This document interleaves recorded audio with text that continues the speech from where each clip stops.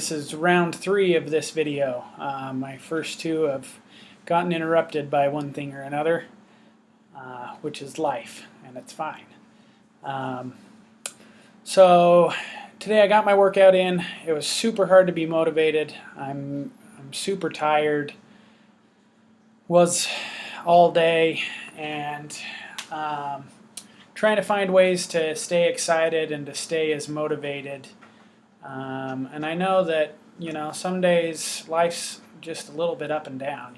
It's hard to stay on one even keel line all the time. There's just things that happen. Sometimes you don't get as much sleep.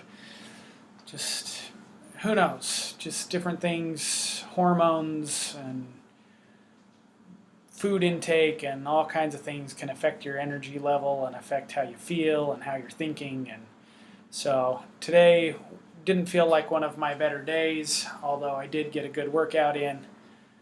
So tomorrow I just need to really get focused mentally again. I'm glad that every day is a new day. Tomorrow doesn't have to be a continuation of today. I can give it a different effort and see different results. And I need a whole lot of good days in a row to make this goal happen. I can tell you that for sure. But I'm excited to keep working on it, keep going. So today, what I've been thinking about is that these books that I read and I hear people talk about how we get what we think about. So why is it that our lives aren't what we want them to be? And for me, what I've taken away from some of the things that I've read is the reason that is because we more consistently think about and talk about the things we don't want than the things we do want. How often have you had to just quote unquote vent to somebody, and that's just all your complaints about your day, your boss, your life, whatever. Venting is not good, because venting is sitting and thinking and talking about what we don't want. How many times have you complained about bills? So you're thinking more about bills than you're thinking about wealth. How many times have you complained about your weight, that you're overweight? That's thinking about what you don't want, not thinking about what you do want. So it hasn't been a real easy thing for me to figure out in my life, and there's definitely still some areas that I still am really trying to figure it out, because I don't have everything I want, and the only reason that is because in those specific areas I think more about what I don't want than what I do want still. And so in each area you can go through and you can define, you can write it down what it is that you really do want.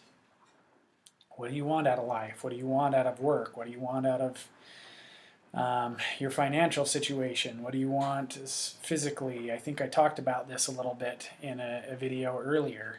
So define some of those things that you want, and then you've got to think and talk about those things more than you think about and talk about the things that you don't want.